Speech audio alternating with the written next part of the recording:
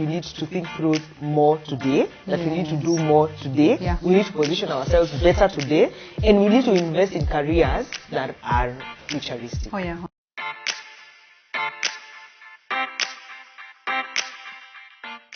Karibu, you are in the right place at the African Millennials Conversations. A platform that is for authentic conversations for millennials. By millennials. Yeah. Jawa sisi. One. Sasa. So, today we are going to be discussing about Africa in 2050. Wow. Those are 30 years from now, perhaps. Oh. Miaka ngapi? Date. Utakuwa miaka ngapi? Ngoja ni hesabu. Ngoja shall be the gray-haired women. Yes. No, for real, yeah. But it will be so interesting to see, and you know, and even live in that era. Wait, how old will your child be? My child will be 38. Imagine. Wait. As in, she'll be a fully grown adult. She'll be older than us right now. Your child will be near menopause. Yeah. Mine will be 36. The other one will be 32. Yeah. Wow. Yeah. And the way right now, I'm just feeling that they are teeny human beings. Yeah. But I think it's going to be a really, really interesting time, perhaps, to be honest, because I think first, this technology era is not going back. As in, we are not going to go back on this one. So it's just forward ever, backward never, literally. And actually, I feel like this COVID-19 situation has actually fast-forwarded the fourth industrial revolution. In a way that right now technology is advancing. Like we'll have not a lapse, but a fast forward of almost 5 to 10 years. Like whatever would have happened in 10 years is starting to happen now. And so, are we really prepared for 2050?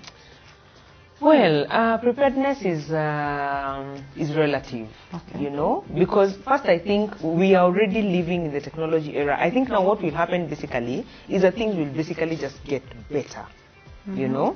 For example, when we look at things, for example, about robotics, you know, robotics will be a big thing in 2050, but it is already happening right now, as it has already begun, only that the intensity of it being featured and it being in the reality of things is not as much, right?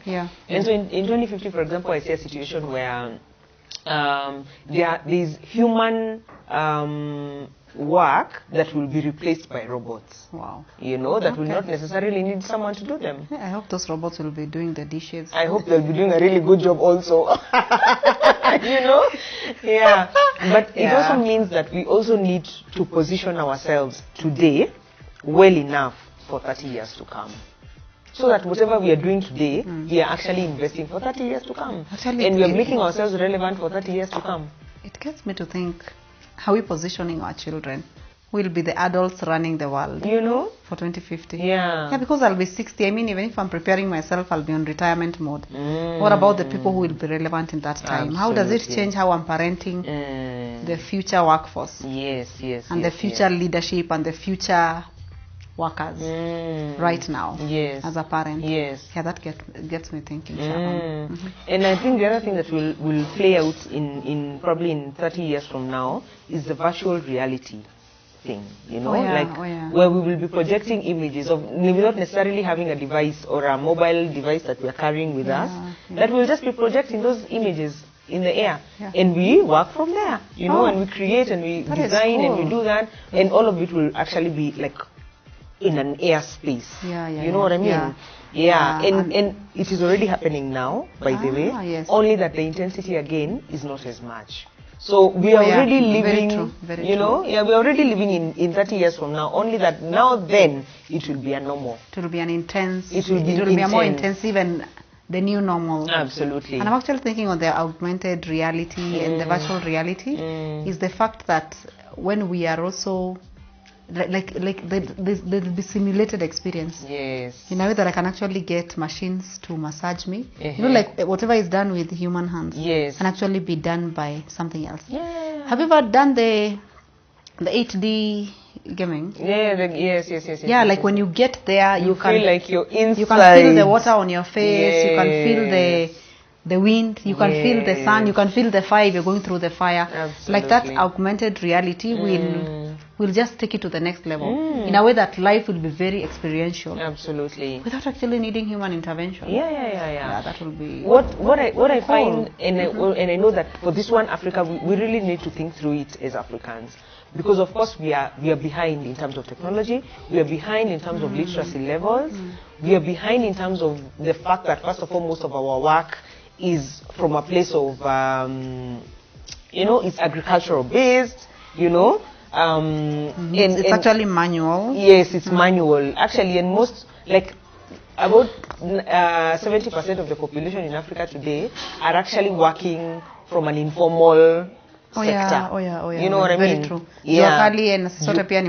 Absolutely, yeah. So, meaning that the kind of work that we need to put into place today, for us to be ready for this, what we're talking about, 2050 technology in Africa, the kind of work that we need to put, of course, is much more than European countries, than the Western countries, But it doesn't mean that it's impossible. It just means that we need to think through more today, that we need to do more today, we need to position ourselves better today, and we need to invest in careers that are futuristic. Future, careers that will be relevant then. And of course, when you think about this, it's also looking at what will be the skills and especially life skills that our children will need then, because it's not the same thing. Absolutely. First of all, there will be probably a lot of social isolation. Because people are working in solitude, there are robots all over doing stuff. There is also the computer vision, where I am working from home just the way we are doing, and through my computer I can be able to instruct that robot to a file, open it for me, put your vision there and your nione, like I want to access something in a remote location, and I can do that comfortably from the convenience of home. Of your home. And so it means that I will not see the driver today, I will not see the attendant today. The other thing is the Internet of Things. Like the iFridge. That is a brilliant innovation. Absolutely. Like this iFridge means that it's a fridge, but it is integrated with many other efficiencies. Like everything is Wi-Fi enabled. That is what Internet of Things means. Is basically is the Wi-Fi. Like everything is interconnected to something else. Something else. So I understand this fridge is able to propose on your menu, like from the things in the fridge. It's able to compute and tell you, by the way, you can cook this or cook this or cook this. And then the other thing is that it can order things. So it is wired with a card, and that card can do a reorder in a certain supermarket, and then I don't know whether it's another robot that will be delivering or another car without a driver. Because they're automated cars, and the cars that are using the Google Maps and also the computer vision will actually be the ones that are running around. You just go and tell it, I'm going to this location, and then that car will just pick your voice and then set them up to that destination, and then with the computer vision drive up to there. I understand actually that car is being piloted in America in some states. So just looking at how much there will be a lot of replacement of human interactions. That means that there will be a lot of isolation. And so are we preparing our children for that, especially in a positive way? And then the other thing is the changes that will happen in the future of work is the fact that one person will be doing so much. Because part of what they are doing is coordinating robots to do that, or coordinating systems. So and there will be a merging of different jobs. Different jobs and different roles. Of course, the computing will be higher. The nanotech, it's a very, very high, fast computing kind of an equipment. And then, of course, there's artificial intelligence. So all these things are actually changing how we interact and changing also how we work. And so looking at this 30, your daughter will be 38 and the 37 and the 31-year-old in the workplace, one person will be doing so much in a way that their work will be intense. It will be very, very intense. And so it means that means there will be a lot of pressure, in a way that we need to probably build skills like resilience, in a way that this person can be able to bear stress, can be able to handle more. Besides that, they still have a family in isolation. And then they also have these other things going, like the normal work stress and the normal everything. And so to see whether our children will be more resilient during that time. And I think also instilling values that will make, for example, that are long, that are futuristic. Anyway, values I think are futuristic regardless. Very true, very true. Values are timeless. They are timeless, and I think it's very important that we also instill those values in our children. Yeah. So that even because they're the ones who will be leading, who will be manufacturing these robots, for example. At least so they can make kind robots. Yeah, robots that zinasema please. And empathetic ones, you know, the ones that are not ruthless, or you know, the ones that feel as if they have a feeling. Very, very true. Yeah, because robots can also be weapons for mass destruction. Absolutely, so kindness, things like kindness, things like right or wrong, things like empathy, very true. Honesty, integrity, you know, diligence. Wow. You know, and you can imagine those are the only things that will make them human. Absolutely. Like that is the only way they'll be able to stay human. Because everything else is relative. I mean, if it is the workforce, those are things that can be replaced and someone else can do. But these attributes of humanness, what makes us human, that one can never be changed. Absolutely. And it's very, very powerful that values will keep them human. Yes. That's powerful. Yeah, and I also think that this is also one of the other conversations that I think is timeless. It can, of course, things will keep changing. Very true. I think it's also very broad, you know, so it's impossible for us to cover everything in basically one conversation. Yeah. And I think we need to look forward to having this conversation, of course, with our audience. Would really, really love to know how you see Africa in 2050. Yes. You know, how you think it's going to change things, how you think you need to position yourself to make sure that you're relevant. And your children, how are you going to make sure that your children are relevant in 2050? Because if you're like me, who is 33 years old today, I will be 63 then, you know. So I'm still shocked you'll be 63. You know, you know those apps instead of getting shocked that I'll be 66. 66. You know those apps where we used to say they used to give you you know, like the kind of person that you look now. Then when you grow old, how you're going preparing you for your reality. For your reality, you know. Yeah, and some of the other thing that you also think about is the future of work. Yeah. Because you also need to think about the future of education in 2050. Absolutely. Everything will change. Yeah. Will it be possible our children will go back schooling under the trees? You know, like thinking about Africa. Yeah. And of course, is it possible that probably they'll also be learning in vernacular? Yeah. Our dreams coming true? Or could it even be possible that they will not be having a formal education? Because everything will be on their phones. Everything will be on the internet. So why do I need to cram, for example, what are these mole concepts in chemistry?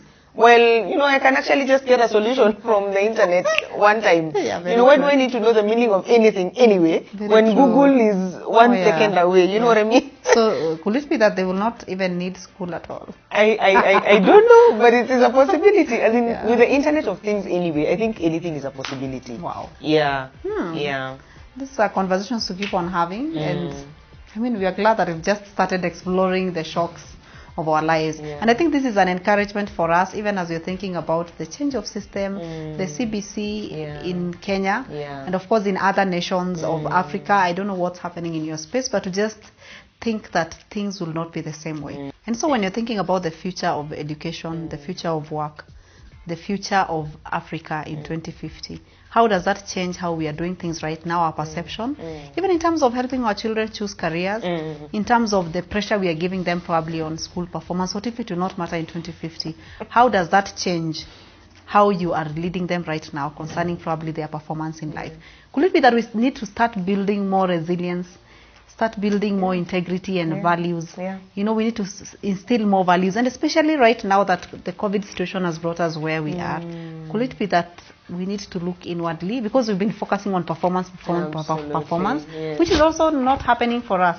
We've been home for this long time, not performing, and we are still alive. You know, could it be that now that it won't matter for our children, it actually changes how we are doing things and how we are also driving our children, to teach them those skills they'll need to survive, instead of just the careers they need to take, because those careers might not be futuristic. I think so. What if they'll not need those mathematics formula anymore? Sorry. I hope your children are not watching this. We are making people stop concentrating in school. But anyway, please keep subscribing to our channel. It's been amazing to have you till now. Continue sharing this content. I think these are conversations that are very, very important. They are conversations that we need to have. I don't think we are going back in terms of technology, so we can only move forward. I know. You know, yeah. So share the content with your family and friends. Please subscribe to our channel. I've said that too many times. Please subscribe to our channel. Yeah, and it's amazing to have you. Thank you for liking. We know you've liked. Yeah, there. I know you've liked. And of course, keep commenting down below. Ciao. Ciao.